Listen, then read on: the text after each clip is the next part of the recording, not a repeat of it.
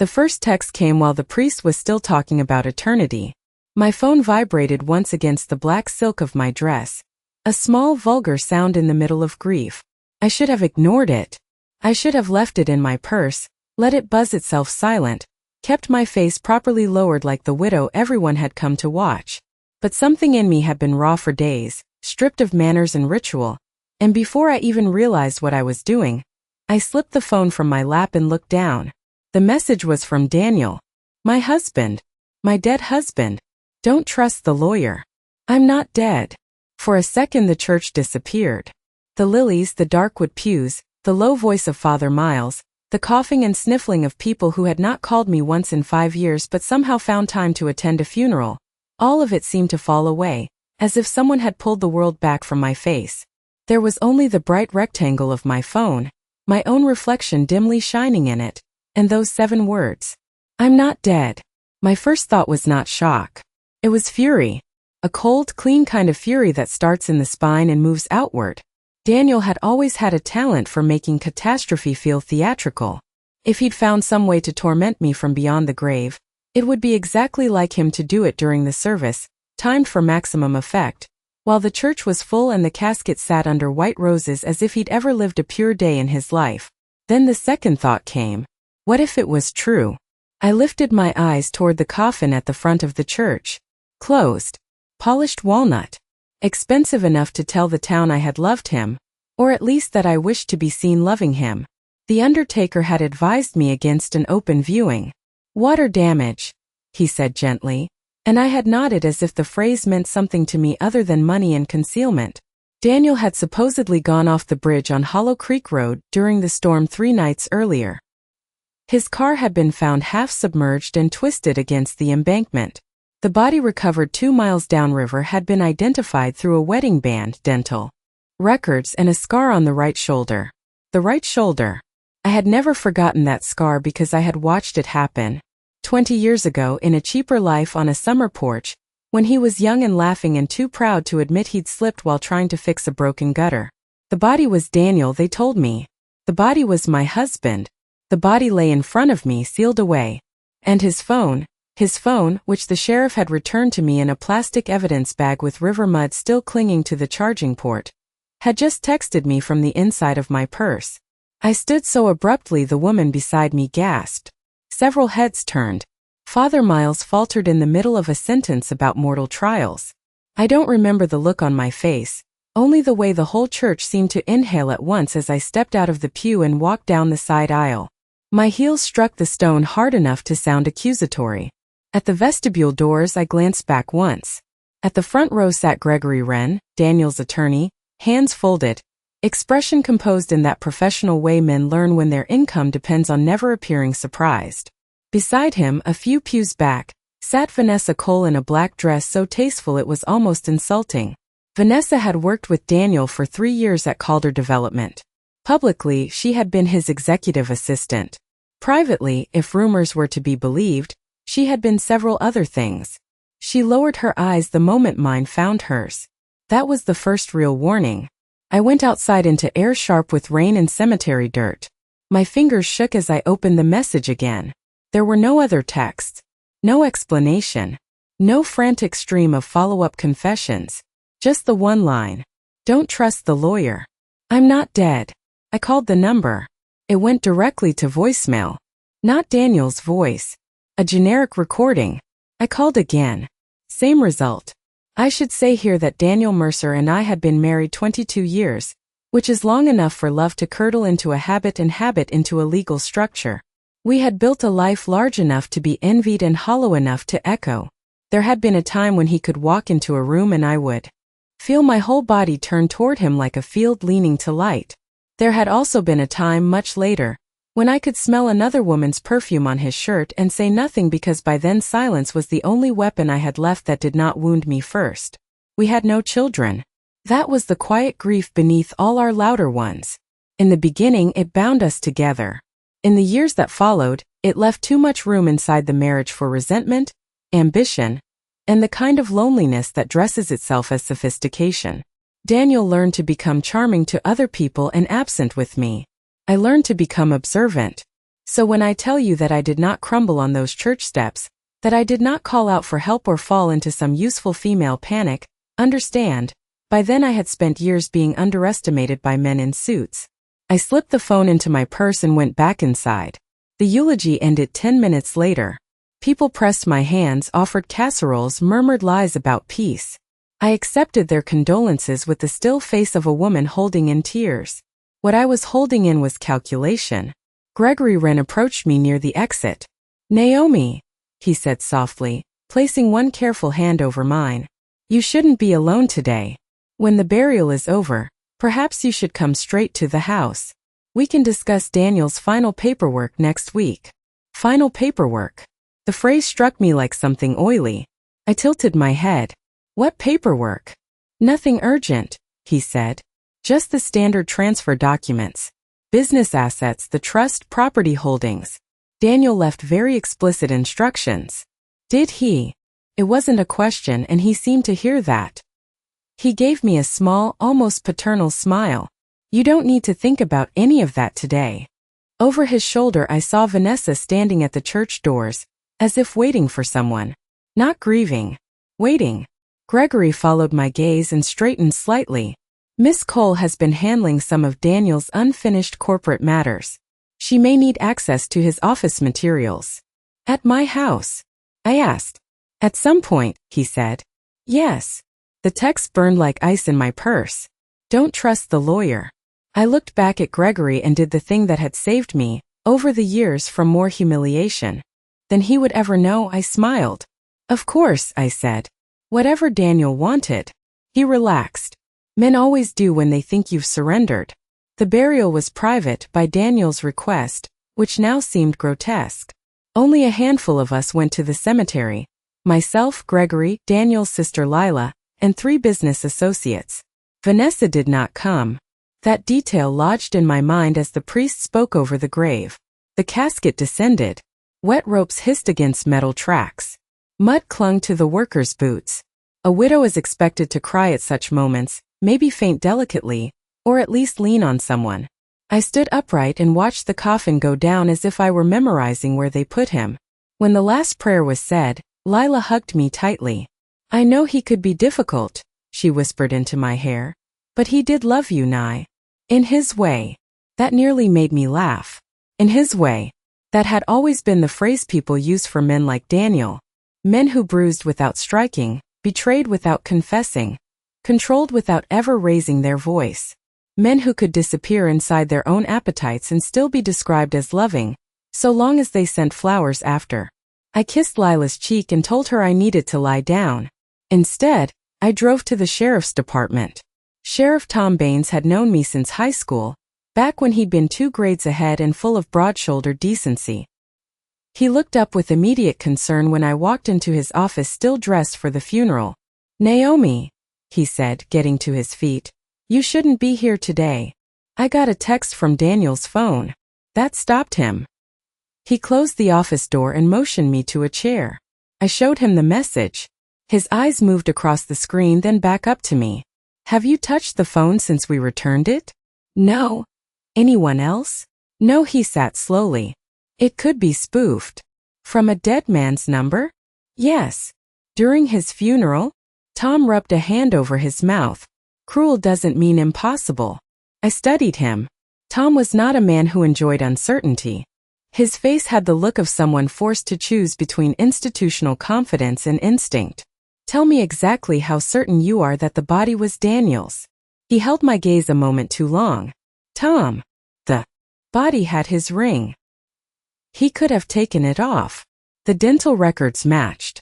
Who provided them?" He said nothing. "Tom." Gregory Wren brought copies from Daniel's private dental office in Raleigh. The office confirmed the charts. I leaned back. "His lawyer provided the identifying documents?" Tom's jaw tightened. "That is not unusual when family records are inaccessible." I was accessible. He had the grace to look ashamed. "There was also the scar," he said. "Right shoulder." I stared at him. "And was the face identifiable?" Another silence. "Water damage," he said finally. "Heavy trauma." I thought of the sealed casket. Of Gregory's composure. Of Vanessa waiting, not grieving. Would you exhume him? I asked quietly. If I requested it? Tom looked at me a long time. If you request it today, I'll need a judge's order. Gregory will hear about it before sunset. If this is nothing, you'll turn rumor into spectacle. If this is something, he glanced at the phone. If this is something, whoever sent that message knows exactly how to rattle you. I'm already rattled. That's why you need to move carefully. He was right and I hated him for it. More than once in my marriage, caution had looked so much like surrender that I'd come to despise the resemblance. Tom slid the phone back across the desk. Let me quietly run the message metadata. Don't tell anyone you came here. And Naomi, his voice softened, go home with your eyes open. I did. The house on Alder Ridge looked too large for one person. It had been Daniel's dream. A white Georgian with black shutters, a sweeping staircase, imported stone in the foyer, and windows tall enough to reflect success back at itself. I used to think a home like that meant you had won something. By the end it felt like living inside a brochure. The alarm was off when I entered. I was certain I had armed it that morning. I stood very still in the foyer listening. The house made its familiar sounds. Low hum of air vents, old wood settling, the refrigerator compressor in the distance. Nothing else. Still, I took the fireplace poker from the umbrella stand before I moved farther in. Daniel's office was at the back of the house, paneled in dark wood, lined with law books he never opened and awards he never dusted. Someone had been in there. The desk drawers were slightly ajar. One cabinet door stood open. Not robbed. Searched. My chest tightened, not with fear but with certainty. I crossed to the desk and opened the center drawer. Empty. Daniel kept his personal checkbooks there, along with a leather folder of corporate account passwords, and the key to the safe hidden behind the framed survey map on the east wall. The key was gone. I went to the map, lifted it and found the safe already open. Inside, only one item remained. An old Polaroid of Daniel and me taken the summer before we married. We were both sunburned. He had his arm around my waist. My head was turned toward him, laughing at something outside the frame. On the white border he had once written in black marker, "Start with me. End with me." Asterisk asterisk. I sat down hard in his chair. The safe had held cash. A great deal of cash. Not the kind people keep for household emergencies. Daniel believed in liquidity no accountant would ever put in writing. Over the last 6 months I had noticed strange withdrawals. Round numbers. Repeatedly. He had brushed them off as land acquisition maneuvers and cash-heavy negotiations. I knew better than to believe his first explanation, but not yet enough to challenge the second. Now the cash was gone. No, not gone. Moved. Somewhere Daniel could reach after death. I looked around the office and saw, on the corner credenza, a faint smear of lipstick on a whiskey glass. Vanessa wore a blue-red shade with a matte finish. I'd noticed because she had once left it on a napkin at a charity dinner, and Daniel had folded that napkin into his pocket when he thought no one saw. I was many things. Fool was not one of them. I opened the drawer where Daniel kept old electronics and found the burner phone I had planted there 2 months earlier. Yes, I had planted a phone in my husband's desk. Not because I was hysterical. Not because I wanted to become one of those wives who monitor location dots and read deleted messages in the dark. I did it because Daniel had changed in the way unfaithful men do, suddenly attentive to privacy, suddenly careless with contempt. He took calls outside. He smiled down at blank screens. He stopped underestimating me just enough to start hiding more skillfully. One night in January I followed him. He met Vanessa in the parking lot behind the old Belmont Hotel, where the security cameras had been broken for years. I watched them kiss through rain-streaked glass, watched him hold the small of her back the way he had not touched me in a decade. I sat in my car and felt something inside me move from hurt to knowledge. After that, I stopped trying to rescue the marriage. I started collecting facts. The burner phone in his desk had been synced through a cloned backup. Not perfect. Not legal probably. But useful. Every few nights while Daniel showered or slept the sleep of the self-righteous, I checked it. Most of what I found was ordinary filth. Declarations of desire, hotel confirmations, complaints about me written in that intimate shorthand adulterers used to make betrayal feel romantic. But about 5 weeks before the funeral, the messages changed. There were references to timing, to documents, to the transfer. Vanessa asked, "Are you sure she'll sign?" Daniel wrote back, "Gregory says grief makes people compliant." Another message, "Once Alder is transferred and the trust is restructured, we disappear." And then 3 days later, "The body is handled." I had stared at that line until my vision blurred.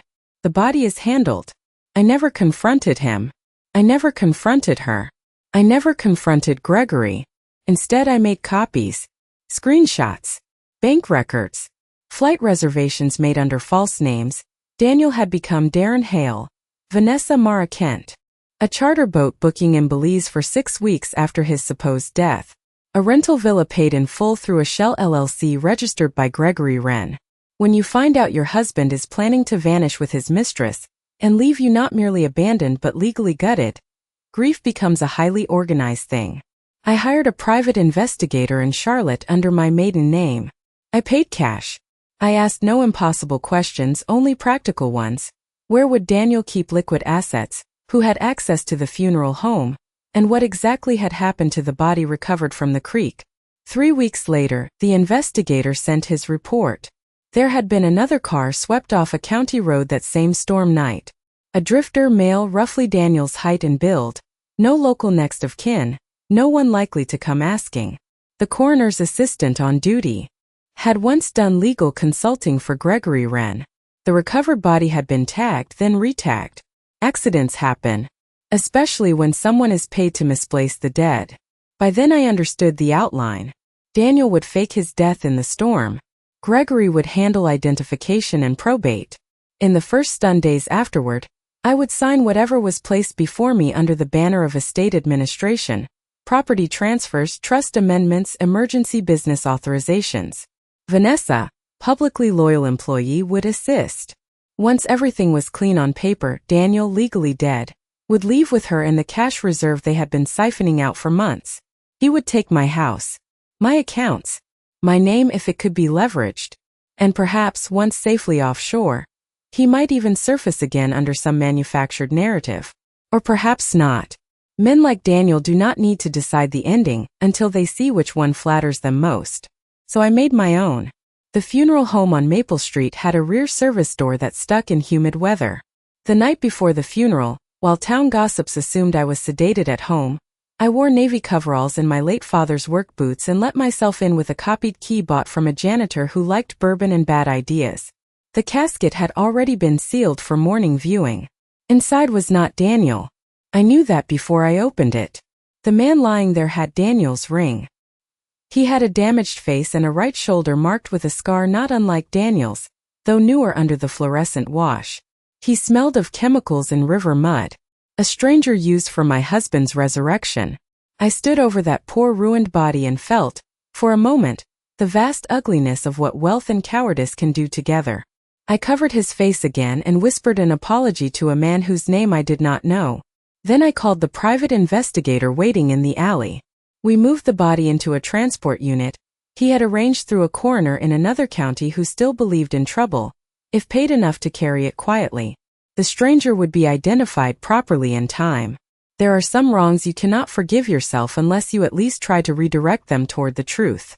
Into the casket where Daniel had been lying, we placed vacuum-sealed bricks of cash from Daniel's safe and 2 duffel bags I had removed from a storage unit Vanessa rented under her cousin's name. Her escape money. Daniel's escape money. Nearly everything liquid they had.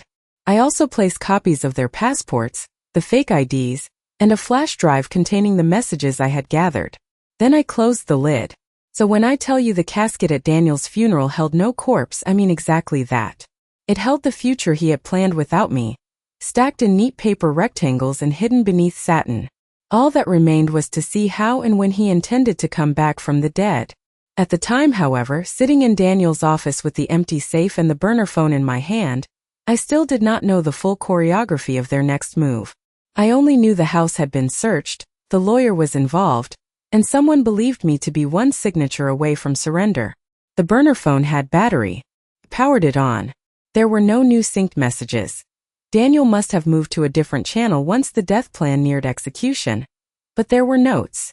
Daniel was careless about voice memos. He liked the sound of himself thinking. The third recording I opened began with clinking glass. Gregory's voice came first. The widow cannot inherit operational control if the emergency transfer is already executed. She'll remain beneficiary in name but not in function. Vanessa laughed softly. She'll sign. Daniel answered. She signs anything if it's phrased like duty. There was a pause, then the unmistakable scratch of a lighter. Gregory again. Timing matters. Once the burial is complete, all ambiguity disappears. The affidavit, the interim transfer, the power assignments. She signs before suspicion becomes strategy. My own husband laughed. I married strategy, he said. Suspicion was always her hobby. I stopped the recording. There is a kind of pain so precise it leaves no room for tears. I felt it then, sharp and almost bright. Not because Daniel had betrayed me, that wound was old. Not because he mocked me, that too was familiar. What hurt was how thoroughly he believed I would remain who I had been inside his story. The wife who endured, explained, maintained appearances, and in the crucial moment complied. He had never truly seen me. That became my advantage. At 6:30 the next morning, Gregory Wren arrived at the house, carrying a leather briefcase and the expression of a man about to perform kindness in billable increments. I hope I'm not intruding, he said. You are, I replied and stepped aside anyway. He smiled thinly. In the morning light, Gregory looked less sympathetic than he had at the funeral.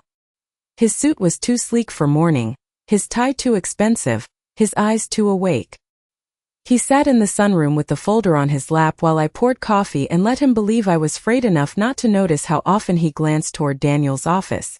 These are temporary administrative instruments, he said, sliding papers across the table. Until the will is formally read. Standard protection, really.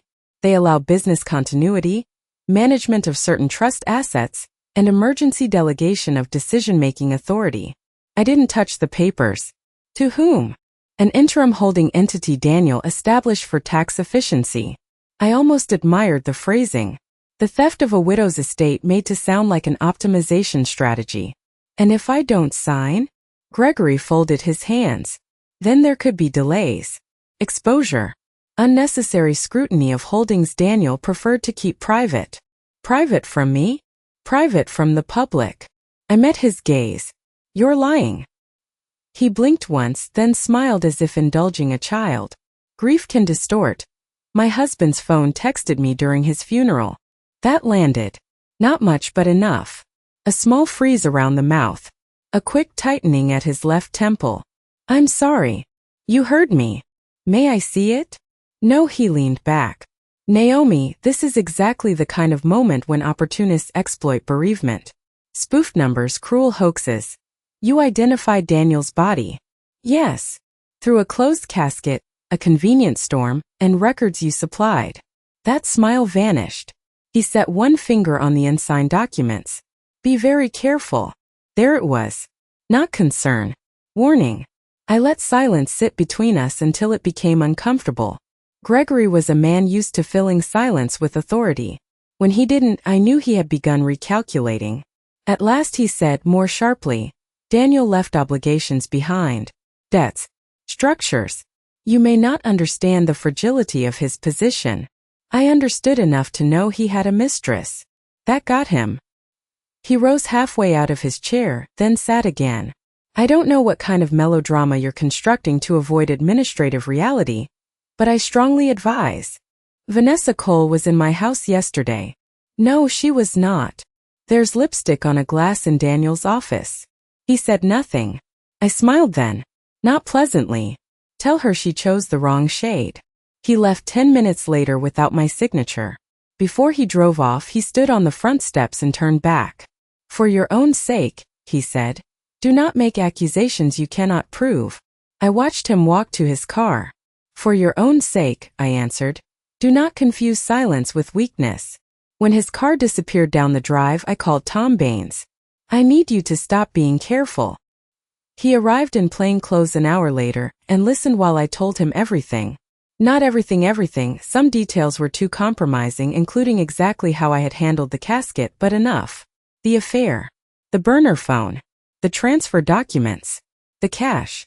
The private investigator's report about the body mix-up. The names Darren Hale and Mara Kent. Belize. Gregory's role. Tom stood at the kitchen island, both hands braced on the stone, and looked older than I had ever seen him. If even half of this is real, it's real. You should have come to me sooner. I've been married to a powerful liar for 22 years, I said. I came when I had something stronger than intuition. He accepted that with a grim nod. I can get a warrant for the office computers. Quietly pull travel records. Freeze probate. But Naomi, if Daniel is alive, then somewhere he's watching this. And if Gregory's in on it, they may run early. They already plan to run. Then we need to know where they surface. I hesitated. This was the point. The line between vengeance and evidence. Between what I had a right to feel and what the law could use. I had crossed certain lines already. I could not uncross them. But I also knew this. If Daniel believed I was merely suspicious, he might still come for the final pieces. Men like him cannot leave loose ends, especially when the loose end once knew where they slept. I think, I said slowly, they'll try to retrieve something first. Tom frowned. What? I looked past him through the kitchen window, toward the distant stand of pines beyond the property line. Past that, farther still, the cemetery lay under fresh earth and rain. The casket, I said. He stared at me. I met his eyes. They'll have to know whether their money is safe. I did not tell him yet why I knew that. He ran a hand over his jaw. You think they'd exhume a coffin? Risk that much? I think Daniel would dig up his own grave if he thought profit was buried in it.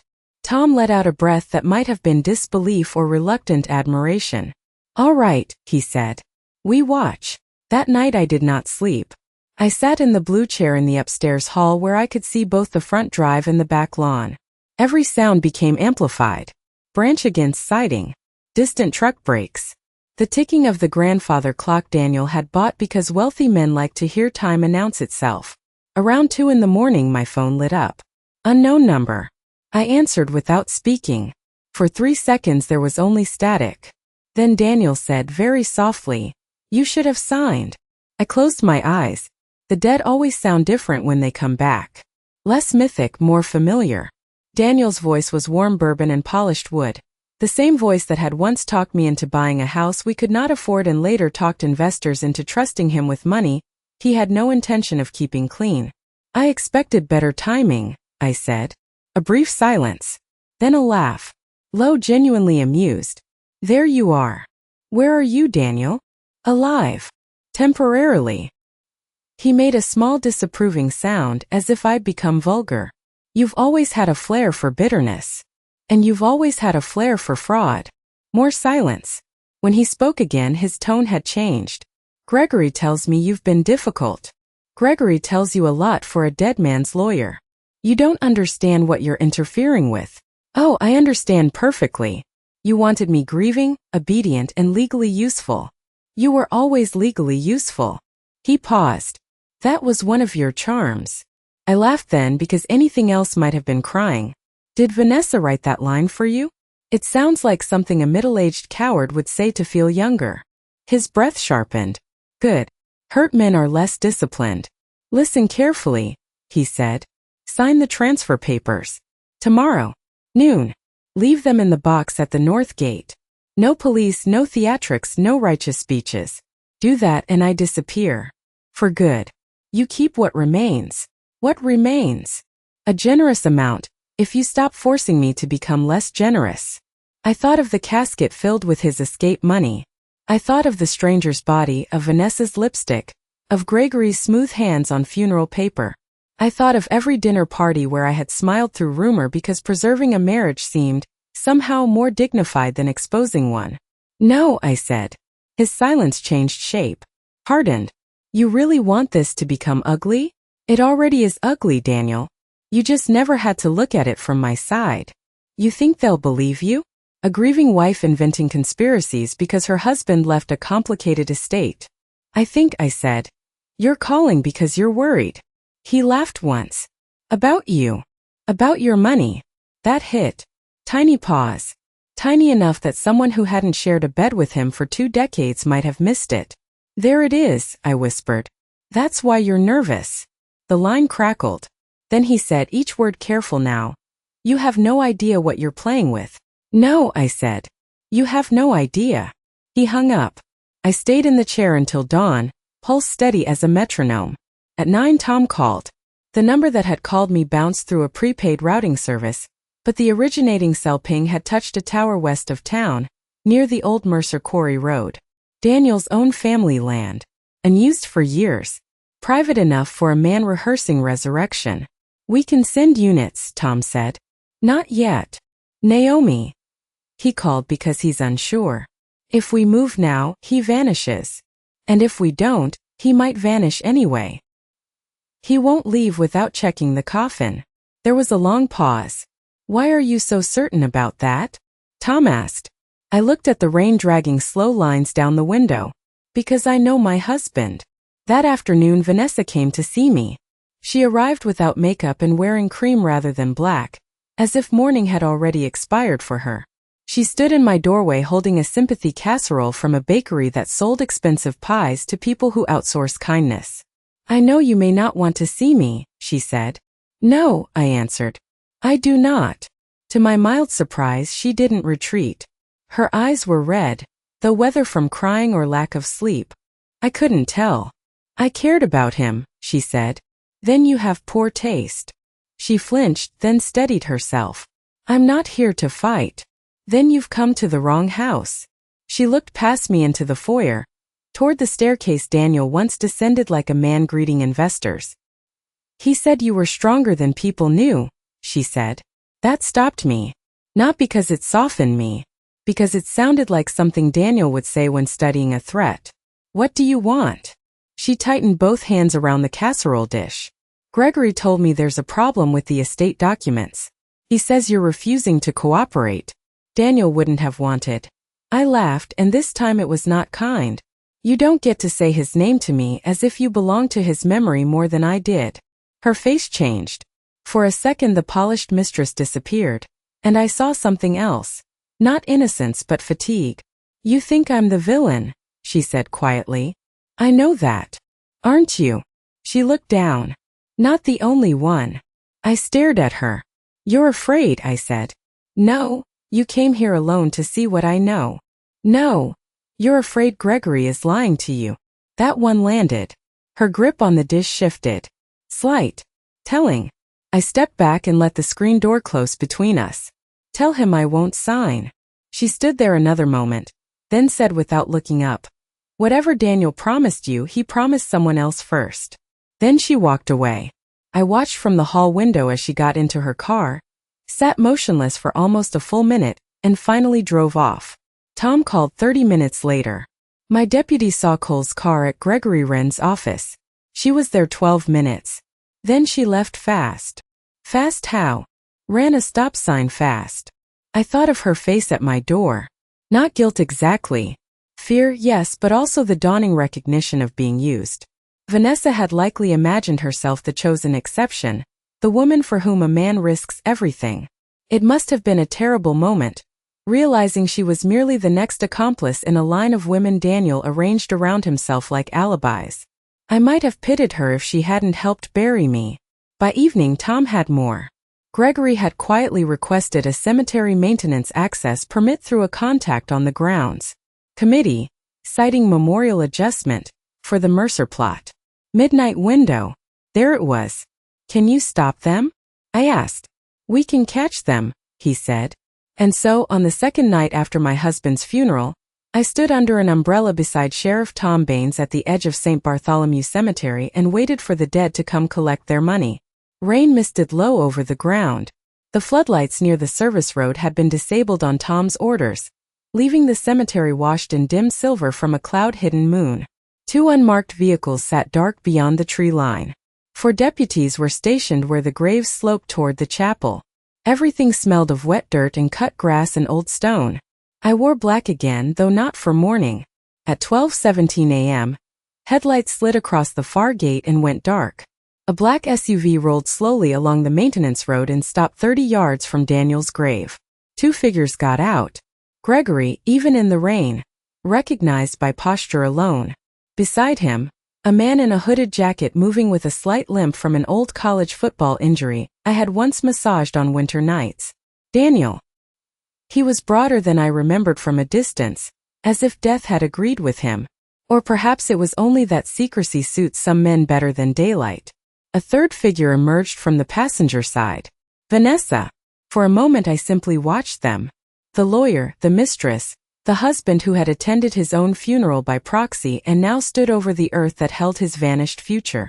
If tragedy and farce ever marry, they produce scenes like that. Gregory and Daniel began to dig where the grave crew had intentionally left the soil easier to move. Tom had wanted them caught in the act with no room for argument. The deputies remained back, waiting for the signal. Vanessa paced. Twice she turned as if to leave. Twice Daniel snapped something at her too low for me to hear. An hour passed. Mud coated their shoes and cuffs. The casket lid appeared at last under shovel scrapes and the rattle of breath. Gregory knelt to work the hardware. Daniel glanced over his shoulder again and again, a man who had staged his death yet still feared being seen half-born from the earth. Now, Tom whispered. Wait. Naomi. Wait. What I wanted, absurdly, was not merely their arrest. I wanted Daniel to see, to understand, if only for one pure second, that I had been ahead of him. The lid opened. Even from where I stood, I saw the confusion hit first. Then disbelief. Then animal panic. Daniel jerked back. Gregory leaned in again, as if his eyes had betrayed him. Vanessa came forward despite herself. Inside the coffin, under the satin lining, vacuum-sealed bricks of cash gleamed pale under the cemetery lantern. Daniel made a sound I had never heard from him in 22 years of marriage. It was not grief. It was not rage. It was terror stripped of dignity. Tom gave the signal. Floodlights snapped on. Deputies moved from 3 sides at once, weapons drawn, voices cutting through rain. Sheriff's Department. Hands where we can see them. Gregory froze. Vanessa screamed. Daniel did the one thing I should have expected and still somehow despised him for. He ran. He slipped in the mud before he'd made it 6 feet. One deputy tackled him hard near the headstone. They went down together, Daniel cursing, fighting, shoving wet dirt with both hands like a man clawing out of his own grave. Gregory didn't resist. Men like Gregory rarely do. They believe compliance can still be billed later as strategy. Vanessa stood rigid, both hands over her mouth, staring into the coffin. Tom stepped forward into the light and I moved beside him.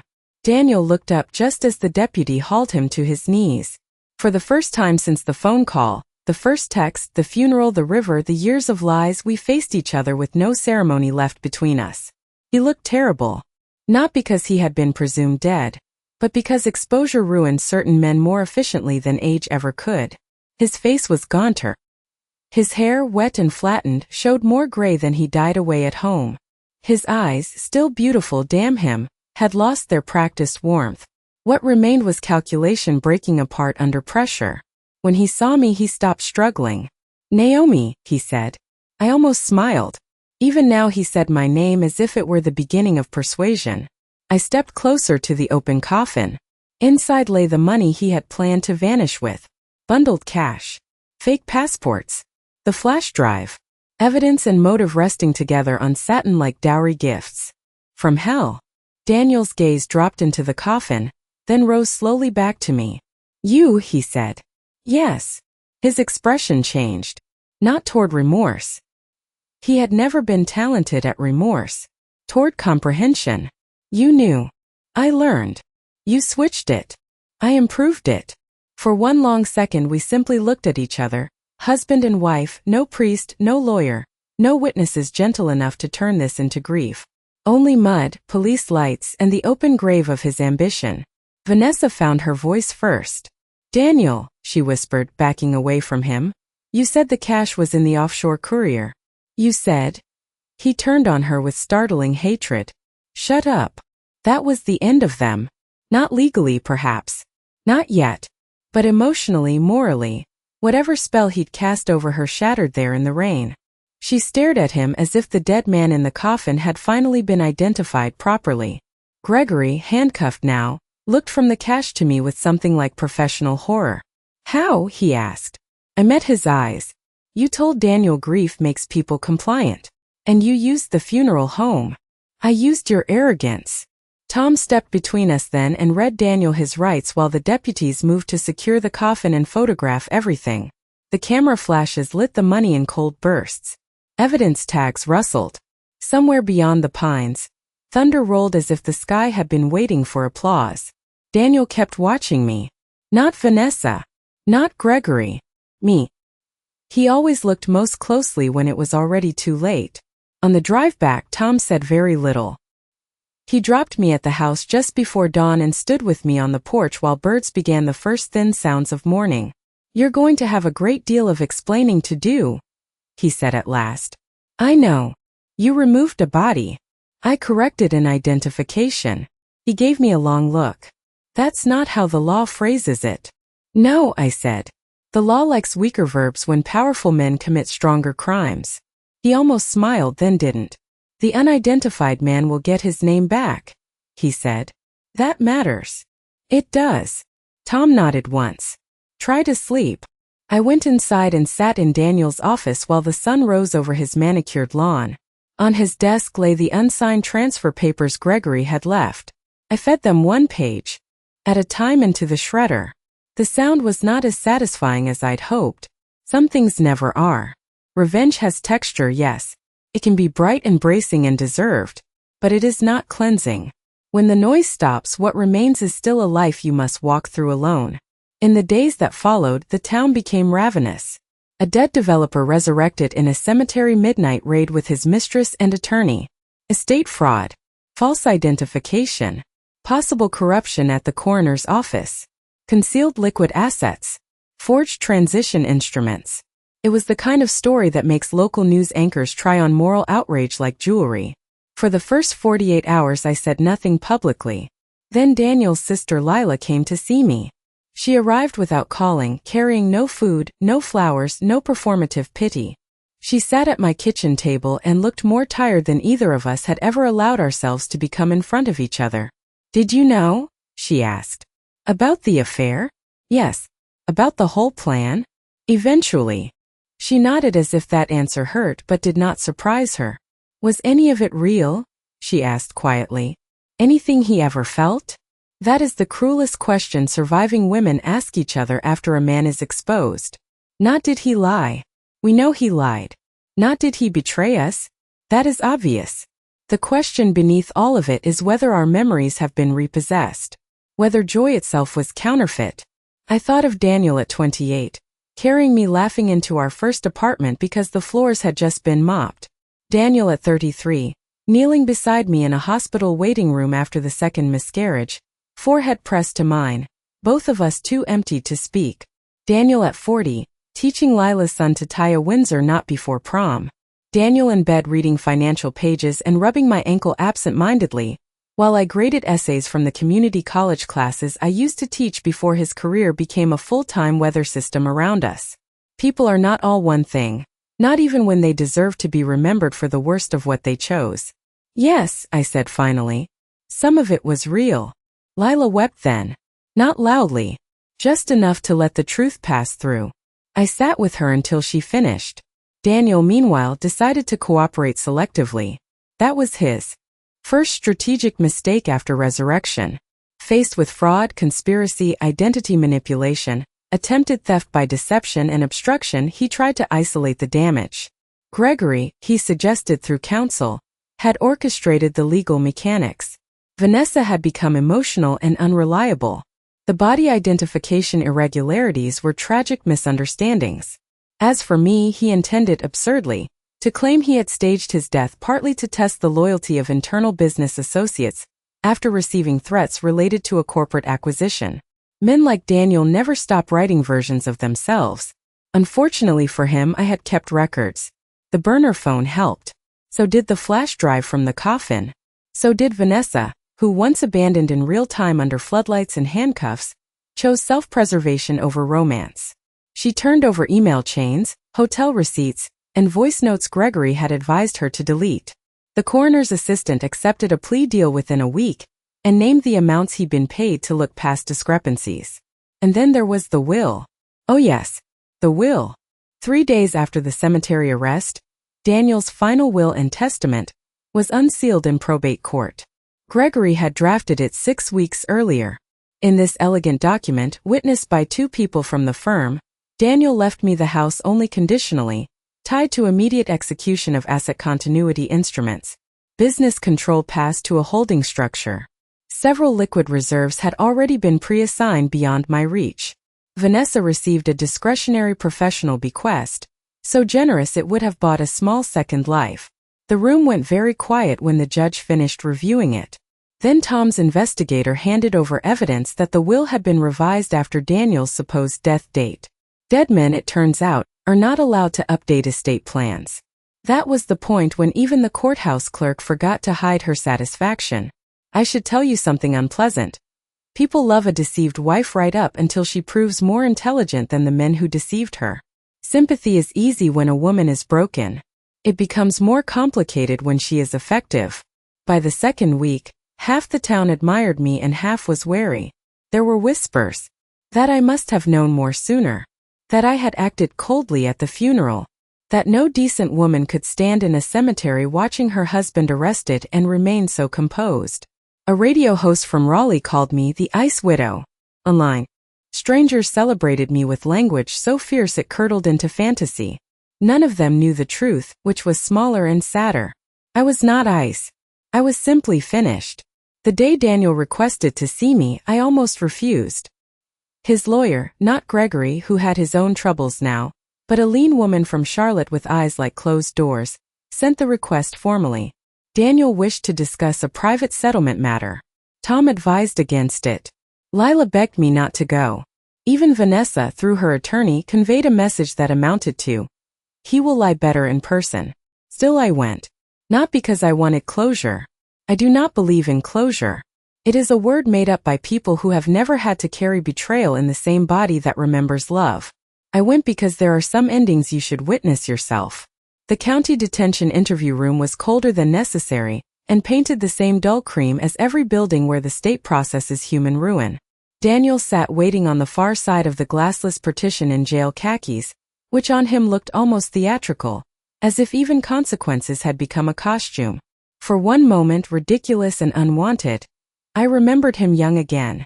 Daniel in a white t-shirt, grease on his wrist from fixing my first terrible car, grinning because he liked being needed.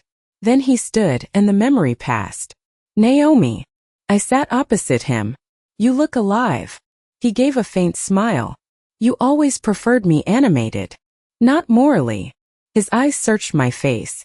Perhaps he expected some residual softness, some private crack through which he could re-enter the story. What he found instead must have disappointed him. I'm sorry, he said. I looked at him for a long moment. No, you aren't. I am sorry for how it unfolded. There it was. Not regret for the act. Regret for the failure. That sentence is your whole life, I said. His jaw flexed. I didn't come to fight. You dug up your own grave. You absolutely came to fight. He leaned forward. Vanessa was not supposed to matter. I laughed out loud, startling even myself. You truly think this is about her? She complicated things. No, I said. She revealed you. There's a difference.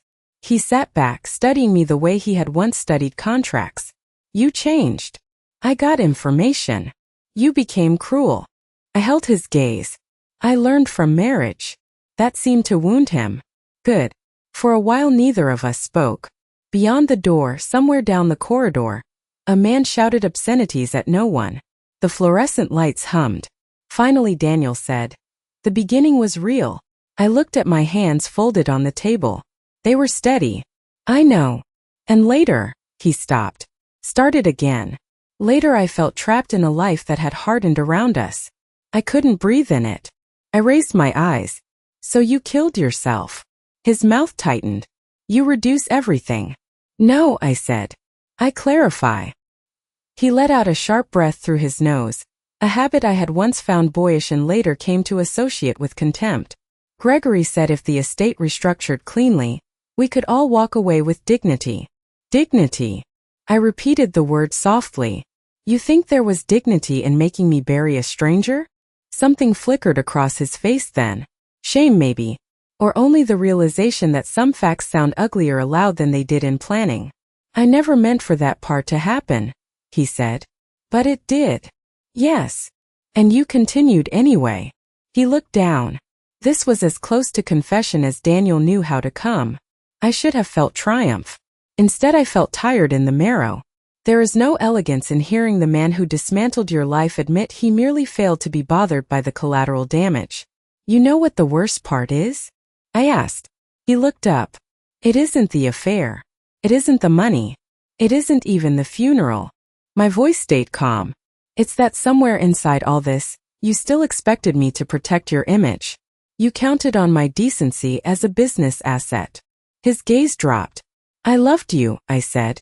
For years past reason. Do you understand what kind of faith that was? He swallowed once. I do now. No, I said gently. You do now that it's useful to say so. That ended him more effectively than anger would have. He sat very still, hands flat on the table, and for the first time since I'd known him, he looked ordinary. Not powerful. Not brilliant. Not seductive. Just a man in borrowed state clothing discovering that charm cannot negotiate with evidence.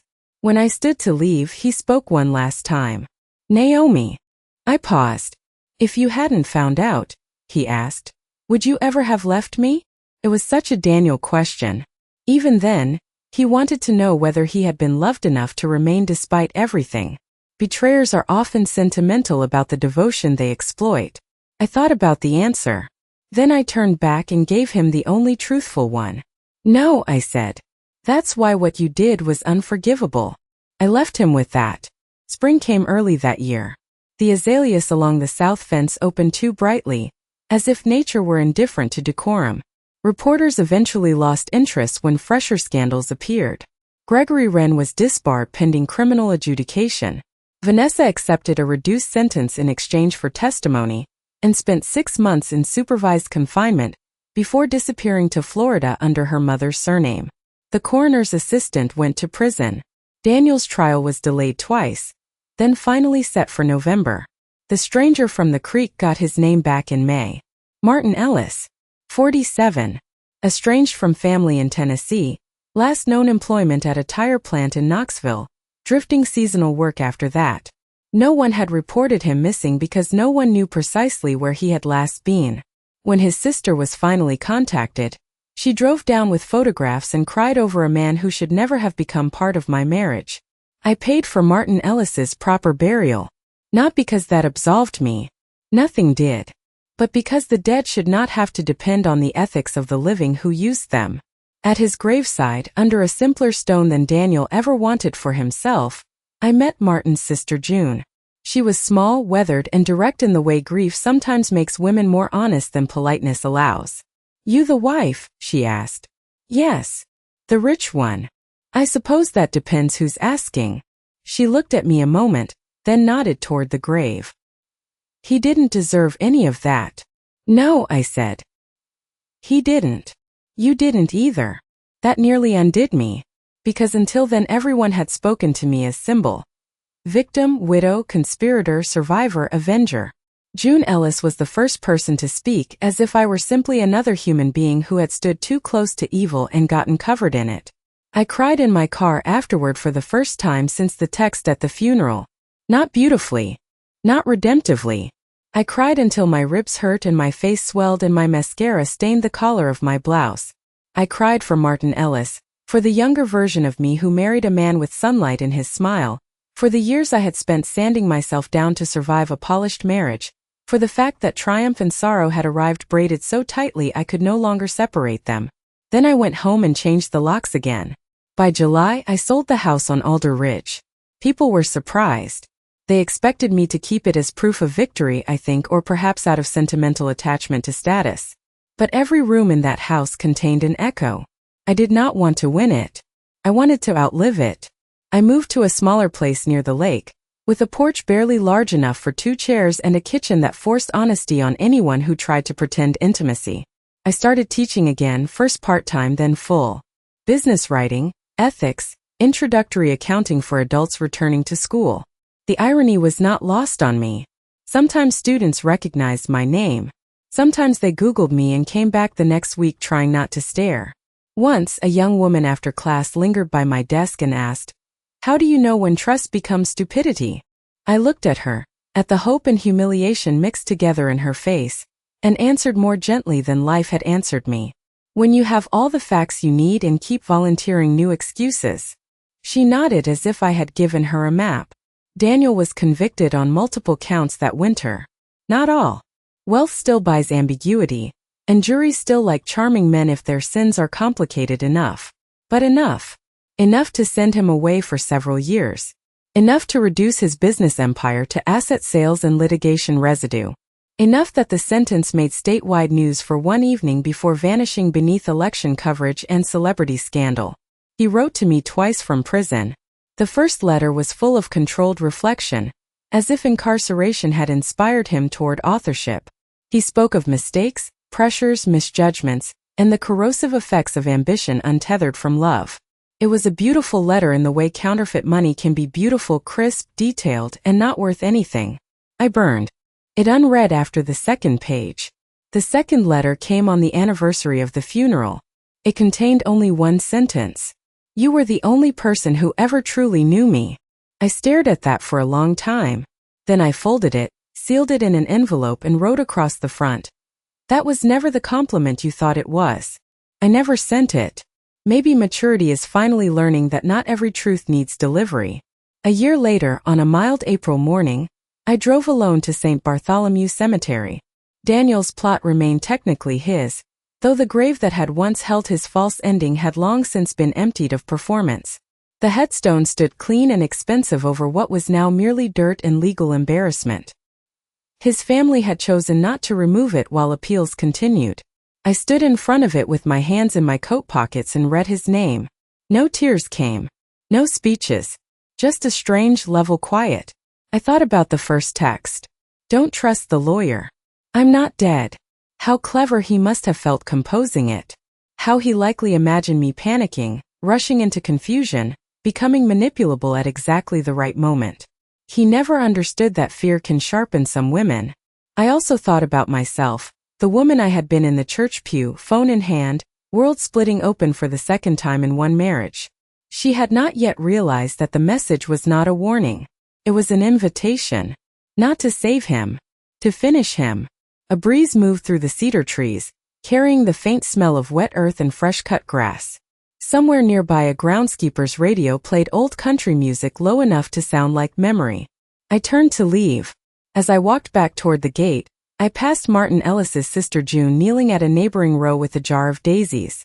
She looked up, recognized me, and lifted one hand. "You doing all right?" she called. I considered the question. The honest answer was complicated. I still woke some nights hearing the scrape of shovels in wet soil. I still sometimes reached for my phone with a pulse of irrational dread when it lit unexpectedly. Certain colognes in department stores could transport me back to fundraisers where Vanessa smiled across the room, as if she'd invented discretion. Had not dated. I had not yet decided whether that was healing or avoidance. Some mornings I felt gloriously free. Others I felt like a house after fire, standing, yes, but permanently changed in the beams. Still. "Yes," I called back. "I think so." June nodded as if that was enough. Maybe it was. I drove home by the lake road with the windows cracked to let in spring. The water shone hard and bright through the trees. At a red light I glanced at my reflection in the rearview mirror and saw a woman older than the one who married Daniel, stronger than the one who buried him, and sadder than either. Also clearer. I no longer believed survival had to look graceful. At home there was mail on the porch and sunlight on the kitchen floor. My neighbor's dog barked once from across the hedge. A student's draft essay waited in my bag, full of the clumsy earnestness of someone still learning that words have consequences. I made coffee. I opened windows. I stood barefoot in my own small kitchen and listened to the house settle around me, modest and real. Some lives end with revelation. Mine, I learned, began again there. Not at the funeral, though that was the spark. Not at the grave, though that was the reckoning. Not in court, though the verdict mattered.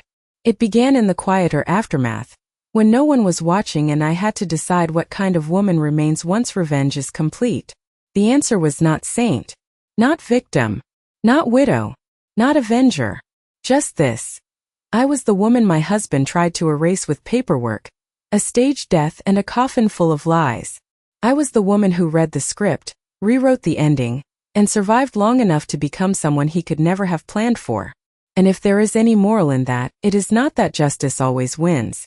Doesn't. Too many good people are buried under the ambitions of charming men. Too many women are asked to dignify their own destruction with silence.